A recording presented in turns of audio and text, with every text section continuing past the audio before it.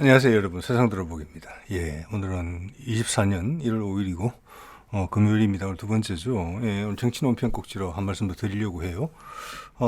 제가 보기에는 이스라엘 네타냐후가 상당히 공공에 처해져 있다.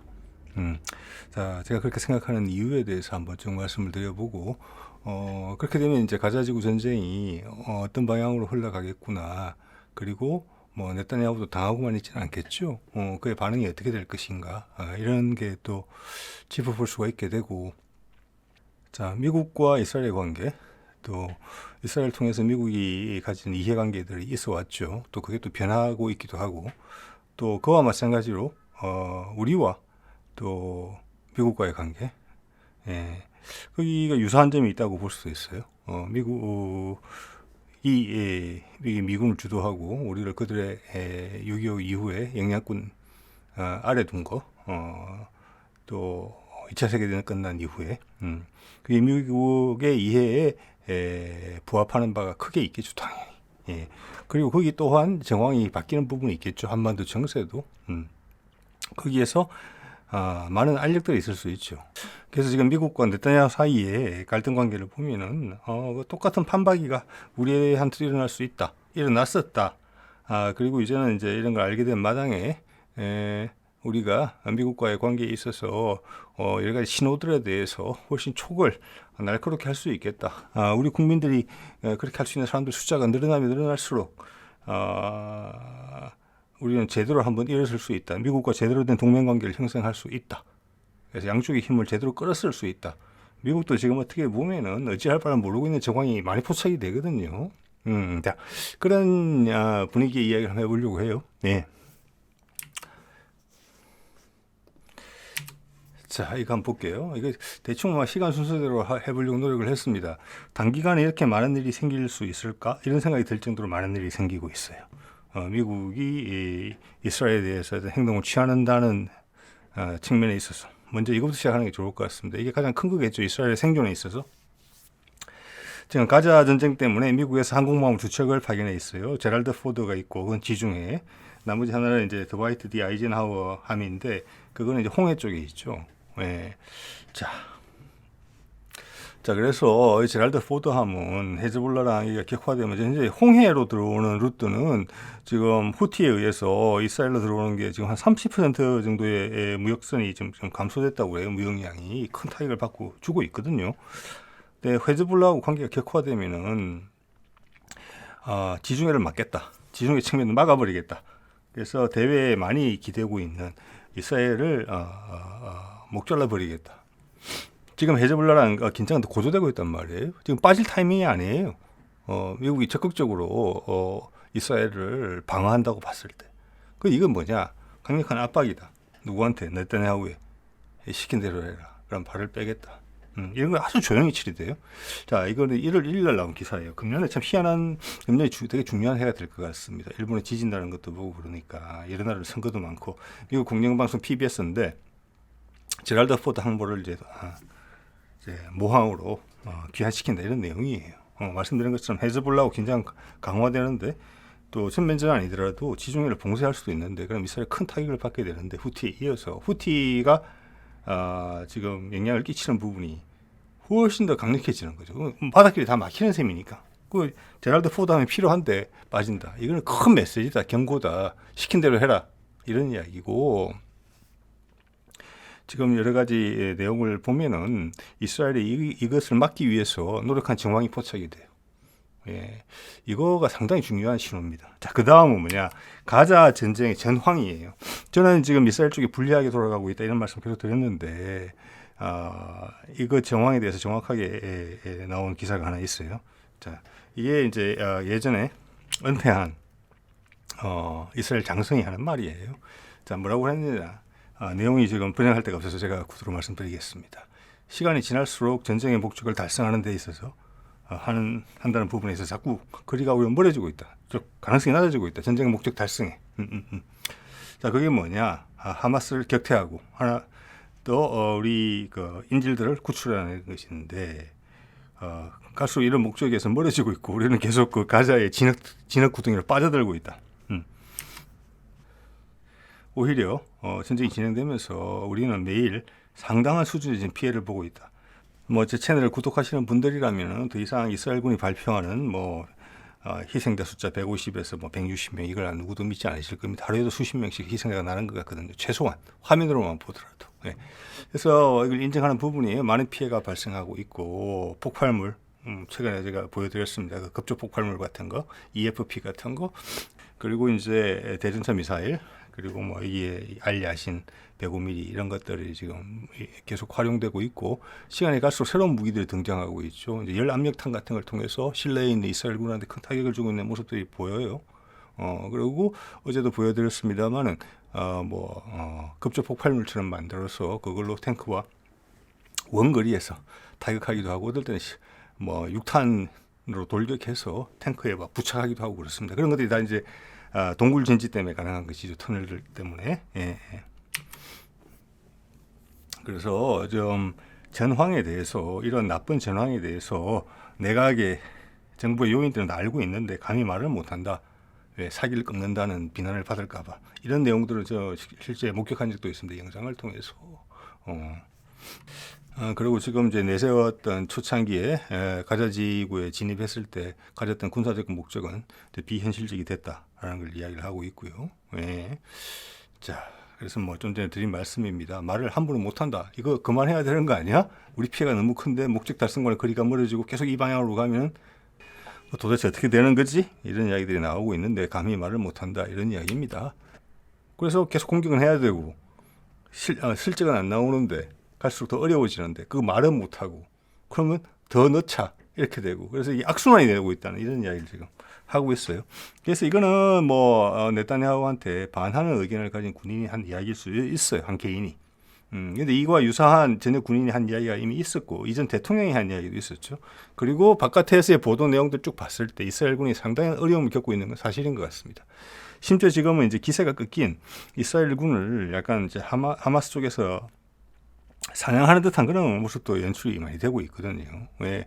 그래서 여러 가지를 종합적으로 봤을 때 이스라엘군이 가자 지구에서 지금 성과를 내지 못하고 있고 인질도 전혀 구출하지 못했고 어디 있는지도 모르고 그들만 심대한 타격을 입었다. 그래서 명분으로나마 또 하마스의 고위 관계자를 가자 지구 내에서 제거하거나 포로를 잡거나 해서 승리를 선언하면서 빠져나갈 수 있는 명분조차 이스라엘군이 마련하지 못했다. 어떻게 보면 참혹한 패배다. 그게 미국이 봤다. 미국이 원하는 것은 자 너희들도 1200명 정도 죽었으니까 비록 팔레스타인인들이 22,000명 정도 민간인이 죽었지만 너희들이 보복 정도로 내가 감내하겠다. 하마스만큼은 끝내라. 그까지다. 그러고 나서 다른 방식으로 가자. 예, 요게 미국의 작전이었는데 하마스한테 보복을 하는 것조차 이스라엘군이 지금 못 해냈고 네타냐후는 정치적 위기에 빠지게 된 거죠. 그런 이야기입니다. 그 정치적 위기의 내용은 이렇습니다. 로이터에서 보도한 건데 1월 2일이죠. 예, 하루 이틀 사이에 많은 이야기가 나오고 있습니다. 자, 여론조사를 했는데 이스라엘 국민이 7-80% 정도는 지금의 전쟁 하마스를 박멸해야 된다. 이게 동의를 한다는 거예요. 전쟁하는 입장에서 우리도 아마 그럴 거예요. 네, 어떤 대통령이 있든지 간에 전쟁이 만약 발발하게 되면 어떤 적국, 북한이든 뭐 다른 가상의 적국과 전쟁이 발생하게 된다면 그런데 이 중요한 내용은 15%만이 이스라엘 국민의 15%만이 전쟁이 끝나도 네타냐후 대통령이 계속 했으면 좋겠다. 수상이 계속 했으면 좋겠다. 라고 생각하는 사람이 15%밖에 안 된다는 겁니다. 즉 이것은 이 15%면 지금 이제 모닝 컨설트에 아까 보니까 윤석열의 지지율이 20%더라고 국정 지지율이 예, 그 분위기보다 낮다. 그리고 전 세계 꼴찌가 지금 일본의 기시다 총리예요. 13%로. 제가 기시다 총리 지지율 처음 봤을 때 30몇%였어요. 정말 많이 빠진 거거든요. 그런데 어떻게 수상자리를 유지하느냐? 자기 힘으로 서 있는 게 아니다. 그래도. 그래서 네타냐후의 입장은 대충 그렇다. 우리 대통령의 입장과 비슷하다. 국민들의 시각이. 그래 전쟁 어떻게 해봐. 대신 끝나고 나면 끝이야. 이런 이야기를 하고 있다는 겁니다. 그러면 네타냐후가 기회를 모색하고 살아남으려면 무조건 전쟁이 지속돼야 돼요. 그리고 그들이 꾼 야무진 꿈이 있거든요. 소위 말하는 그레이트 이스라엘이라는 거. 대이스라엘. 즉 가자지구와 웨스트뱅크에서 싹 몰아내자. 팔레스타인들 전체를. 그것이 이스라엘이 생각하는 하마스와의 팔레스타인과의 악연을 끊는 방법이다. 그걸 지금 실행하고 있어요. 지금의 네타냐후 정부가 그걸 미국이 강력하게 거부하는 것이고 하마스만큼을 박멸하는 것, 복수하는 것은 내가 봐주겠는데 그 이상은 안 된다. 근데 그걸 통과 못했네. 그러면 이제 내가 원하는 대로 해. 한국만 뺀다. 이렇게 됐다고 보시면 게 맞을 것 같아요. 그래서 이게 네타냐후가 처한 지금 위기입니다. 예. 자, 이거는 이스라엘 신문이죠. 하레츠. 예.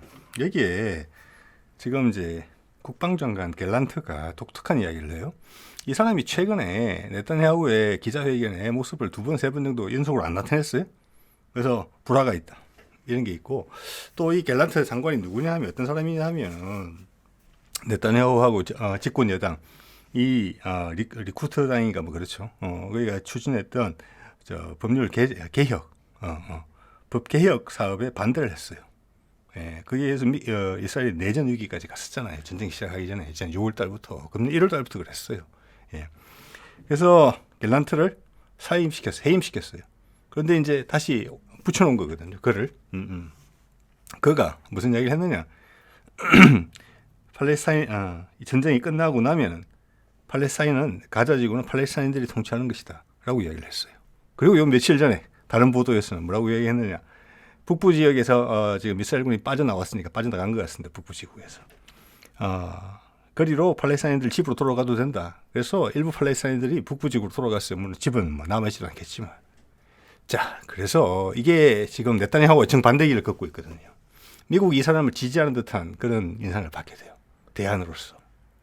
자, 그런 바깥에 지지가 없이, 거대한 힘의 지지가 없이 혼자 이렇게 이런 말과 행동을 할 수 있겠습니까? 네타냐후 본인과 내부에 있는 주요 내각의 멤버들이 몰아내야 된다. 심지어 콩고로 팔레스타인들을 보내야 된다.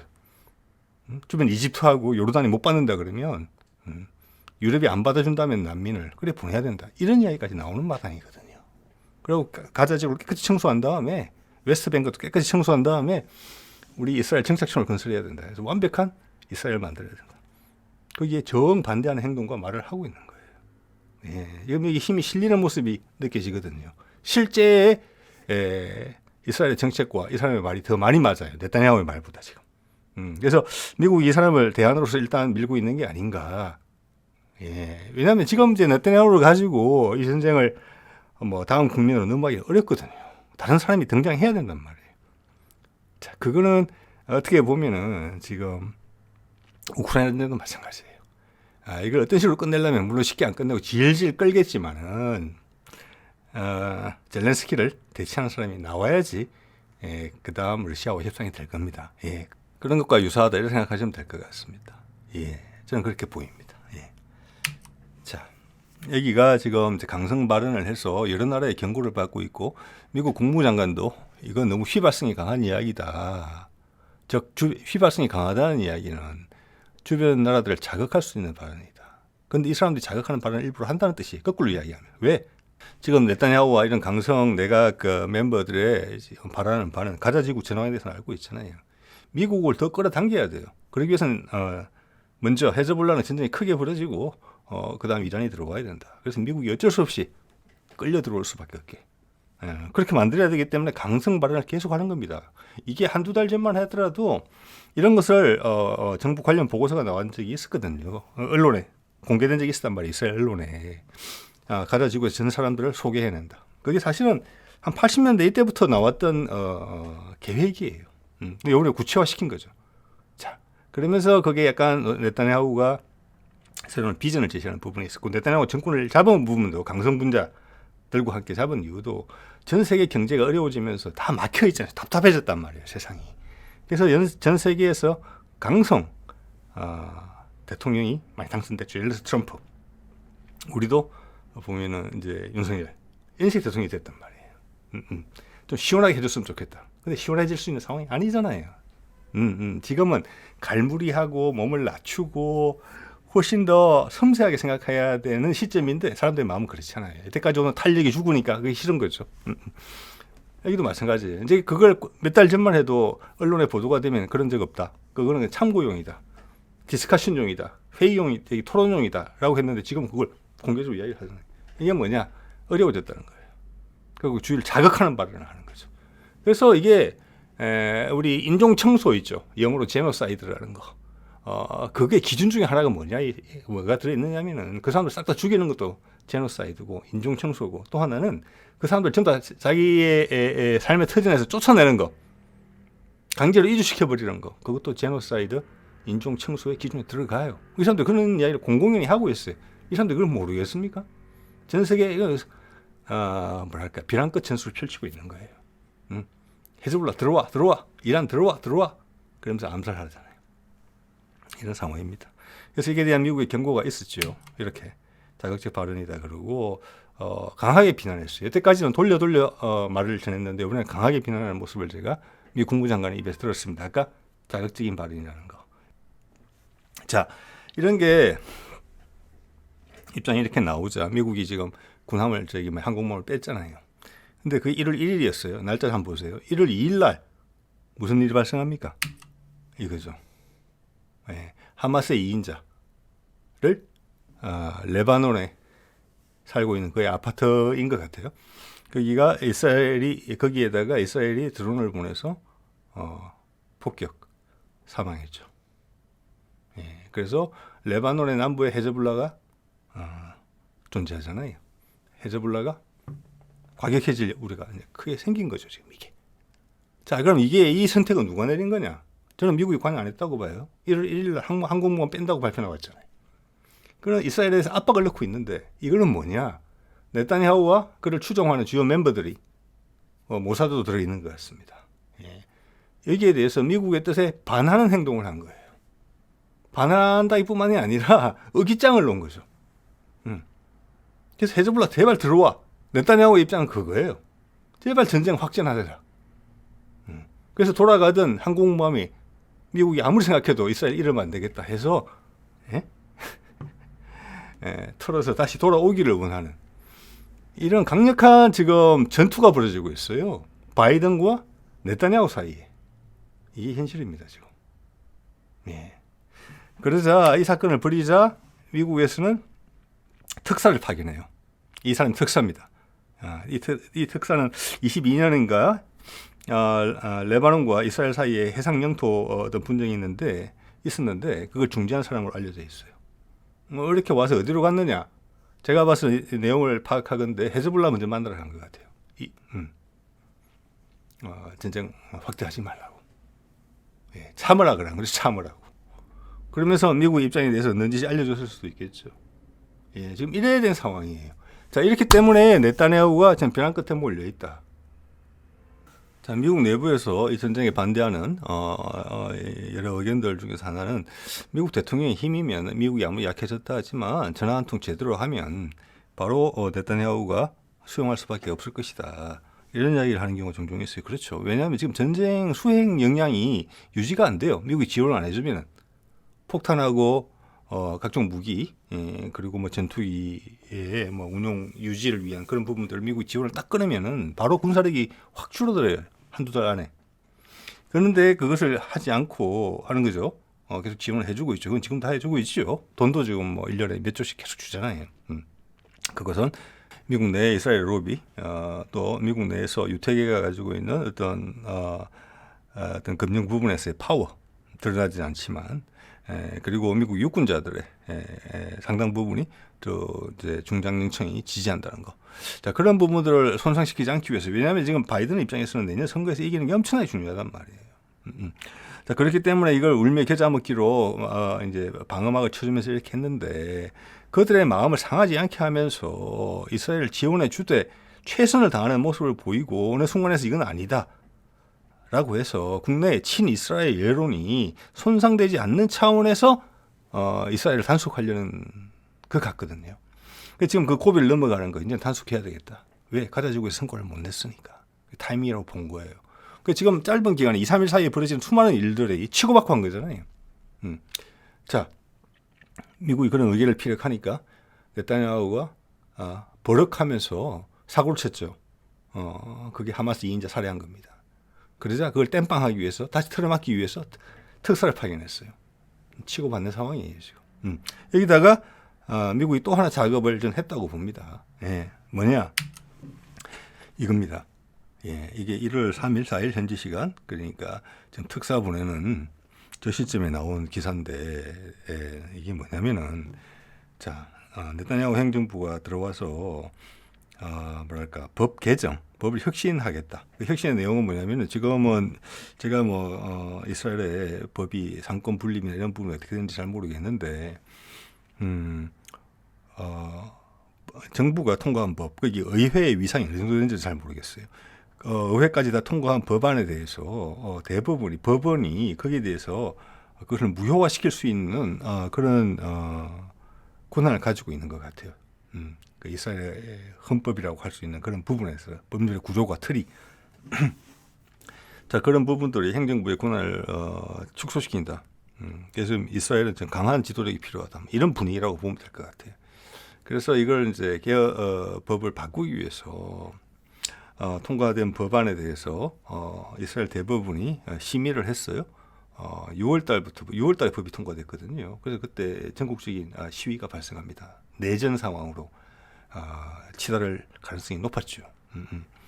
그래서 미국 대통령이 나서서 이거 국민들의 뜻을 좀 따라줘야 되는 거 아닌가 이런 간접적인 네타냐후 발언도 하고 했을 정도예요. 상당히 위험했다는 걸 느낄 수 있을 겁니다. 아까 말씀드렸죠. 국방장관도 내보냈다고. 거기에 대해서 심의를 했는데 그 결과가 하필 1월 3일 날 났어요. 1월 3일인지 4일인지. 너무 묘하죠. 뭐라고 나느냐. 대법원이 8대7, 15명인 것 같아요. 법관이, 대법관이. 그래서 8대7로 거기 핵심 법안을 파기시켰어요. 그럼 각하시킨 건지 파기시킨 건지 용어는 제가 어떤 선택을 해야 되는지 잘 모르겠습니다만 예, 그렇게 됐어요. 이거는 네타냐후한테 엄청난 패배예요. 그런데 이것이 지금 쭉 이어지고 있는 상황이거든요. 네타냐후가 지금 절체절명의 위기에 몰린 이 상황에서 거기에 대해서 불리한 판결을 공표를 한다. 결정을 해서. 여기도 비슷하지 않겠습니까? 네타냐후가 지명하는 법관이 있을 수도 있고 여러 가지 성향이 있을 거잖아요. 자, 이걸 보면서 이제 우리 박근혜 탄핵, 그게 가결된 그런 분위기하고 좀 생각이 돼요. 이 떠올라요. 그들이 순수하게 그것만을 판단해서 법률적인 부분만을 판단해서 그랬을까? 그래서 청와대가의 예상과 반대로 그녀가 탄핵을 맞이하게 된 것인데, 자 이런 것은 우리 각자 해석이 좀 필요한 부분이고 시간이 좀 걸리겠죠. 예. 미국의 영향이 없다고 말하기 어렵다. 이 절묘한 타이밍을 봤을 때 그런 생각을 해보게 됩니다. 이때 이스라엘이 엄청나게 시끄러웠고요. 그래서 전쟁이 어느 정도 정리가 되고 나면 이게 나와야 되는데 이제는 이게 지금 이런까지 판결을 하게 되면은 네타냐후는 기댈 데가 하나도 없어진 거예요. 지금 하늘 붕 뜬 거예요. 그러면서 국방장관이 네타냐후와 내각의 의지와 다른 반대의 발언을 하고 행동을 옮기고 있잖아요. 이게 의미하는 바가 뭐겠습니까? 네, 네타냐후는 갈 데가 없는 거예요. 물러나라는 뜻이에요. 네. 자, 그러면서 판결을 하면서 이런 말 남겼네요. 심각하고 전례 없는 타격이 예상된다. 어디에? 이스라엘의 민주주의에. 네. 왜 이 시점을 골라서 했을까? 네, 궁금하죠. 네. 한편 미국의 상황을 보면은 지금 미국의 방송들을 보면은 트럼프가 대통령으로 출마할 수 있는 자격이 되느냐? 그가 지금 어제는 민주당에서 그런 보고서까지 나왔죠. 트럼프가 중국의 돈을 받았다. 중국의 돈도 받고 사우디의 돈도 받았다. 어떤 식으로 받았느냐? 트럼프가 운영하는 호텔이나 이런 데 와서 돈을 써줬다 일부러. 네. 이런 거를 지적을 받고 있고 지난번에 이제 선거 결과를 부정하면서 이제 시위대가 국회 사당을 난입하는 그런 것을 뒤에서 배후에서 조종했다. 이런 혐의까지 같이 받고 있는 거거든요. 그게 지금 열띠게 지금 이런 문제들이 제기가 되고 있어요. 그래서 바이든이 지금 민주당 내부에서 압박을 엄청나게 받고 있단 말이에요. 나이 든 것도 있고 그래서 출마를 해야 되냐 말아야 되냐 이런 데서 지금 재정비를 마치고 본격적으로 발동을 걸기 시작한 것으로 보인단 말이에요. 그래서 이스라엘 건도 여기에 같은 묶여 있는 거예요. 이스라엘 건 이렇게 해결하려고 하는 거예요. 이렇게 하면은 이스라엘 지지하는 여론을 손상시키지 않으면서 이만큼 참아줄 만큼 참아준 거니까 이제는 단속을 해야 되겠다. 자연스럽게 여러 가지 그 방안을 시행했다. 이렇게 보는 거죠. 그래서 네타냐후의 실제적 교체를 지금 노리고 있다. 이렇게 보는 겁니다. 이런 것을 보면서 미국과 이스라엘이라는 관계에 있어서 당연히 미국이 힘이 훨씬 강하죠. 예. 이스라엘이 미국에 대해 가지는 영향력은 우리 한국이 미국에 대해서 가지는 영향력하고 어떻게 차이가 있을지 모르겠어요. 내부에서 지지도 같은 거는 이스라엘이 훨씬 높겠지만 미국의 이해관계에 있어서 상업적 이해관계 그리고 지정학적 이해관계에 있어서는 한국이 훨씬 앞선다고 봐지거든요. 어떻게 보면 비슷하다고 볼 수도 있어요. 그래서 미국이 우리나라 대통령이 마음에 안 들 때는 이런 유사한 방법을 동원하겠구나. 이런 걸 생각해 볼 수가 있어요. 우리가. 자, 볼까요? 박근혜 때죠. 2014년에 세월호 사건이 났단 말이에요. 왜 났는지 아직도 모릅니다. 목적이 뭐였는지도. 저는 저때 북한이 이제 핵무기를 본격화하기 전이었고 여러 가지 어려움이 또 많이 있을 때 경제적으로도 지금보다 훨씬. 그래서 한반도에서 박근혜 정부가 원하는 최순실이 원하는지는 모르겠습니다만은 원하는 말을 미국이라는 힘을 통해서 쉽게 해결하려고 했다. 즉 지금 네타냐후가 하마스 2인자를 살해하는 그건 뭡니까? 미국이 분명히 나는 더 이상 지원 안 해줘라고 항모를 뺐는데 암살을 했단 말이에요. 그게 의미하는 바가 뭐냐? 헤즈볼라에 공격해라는 거잖아요. 그래서 미국을 전쟁으로 끌어들이기 위해서 한 거거든요. 그런 것이 당시 한반도 상황에 우리가 통일을 원하는 방식으로서 활용됐을 수 있다. 하나의 가능성 있는 시나리오다. 누구도 그런 시나리오를 제시하지 않으니까 충분히 하나 생각해 볼 수 있는 시나리오를 생각을 하고요. 거기에 이어서 미국을 그때는 2014년에 미국이 놀랬고 2015년에는 붕괴했죠. 이 사진 보십시오. 중국의 70주년 전성절인가? 이 베이징입니다. 가운데 시진핑이 있고 왼쪽으로는 푸틴, 오른쪽 박근혜 있죠. 노란색 옷 입어서 잘 보이네요. 분노한 거죠. 즉 미국의 소나기에서 빠져나간다. 저쪽 가서 줄을 선다. 미국을 무시당했다. 미국이 한국 해방 이후에 한 60년, 70년 정도 가져왔던 헤게모니를 갖다 바친다. 미국으로서는 충분히 그렇게 생각할 수 있어요.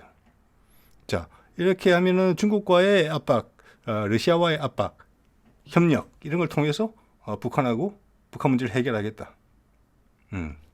작년에 낸시 펠로시 왔을 때 윤석열이 그의 만남을 거부하고 외교부 장관을 중국에 보낸 것도 내용이 똑같아요. 그런 거예요. 자, 이렇기 때문에 이것이 저는 박근혜의 탄핵으로 이어졌다. 지금 이스라엘 법원이 움직이는 것처럼 대법원이 그래 볼 수 있는 개연성이 있다. 이런 말씀 드리는 거고 이 과정에서 박근혜 정부 말기에 이미 군부의 통제권을 잃었고 군부는 한미연합사의 명령을 듣고 있는 그런 상황으로 평가가 되고 거기에 조연천이 움직일 수 있는 미국이 종용했을 가능성도 있는 심지어 움직일 수 있는 공간이 있었다. 결국 그게 이제 촛불 항쟁으로 차 안으로 밀리자 외세에 의한 부분이 이제 우선안이 아니고 차 안으로 밀리게 된 거죠. 그때 우리가 역사적으로 나중 시간이 지나서 돌이켜 보면은 우리가 정말 대단한 일을 했다는 것을 얼마나 우리가 대단한 일을 했는지 한 번 더 우리가 그것을 느끼게 될 시기가 올 거라고 봅니다. 조연치 미국으로 도망갔고 우리는 잡지 못했다 이런 거고 윤석열 때도 그게 있었죠. 일단 취임하자마자 바이든이 와서 하루 일정을 연장해서 그때부터 윤석열 정부의 대북안에 대해서 한반도 문제 해결 방식에 대해서 실행한 거죠. 그래서 퇴임 대통령인 문재인을 만나러 가려고 했었잖아요. 그거 얼마나 외교적으로 결례입니까? 그 정도 무시를 당하고 그 정도 반감을 바이든이 가지고 있었다는 겁니다. 그래서 한 2달 정도 지나서 8월 달에 펠로시 왔을 때 안 만났죠. 펠로시가 무슨 이야기 하러 왔습니까? 그때 바이든이 트럼프가 김정은과 했던 그 이야기를 계속 이어가고 싶어 했고 그걸 천명했었잖아요. 내가 트럼프를 싫어하지만 트럼프가 북한과 했던 약속을 내가 존중한다. 그래서 작업을 많이 했었고 그때 바이든이 할 뻔했죠. 여러 번 할 뻔했죠. 자, 그래서 그때 우크라이나전을 이제 빠져나오면서 북한하고 관계 개선을 도모했었고 그 말을 전하러 펠로시가 왔었죠. 그리고 한국은 우리 편에 서서 대중국 작전에 도움을 다오.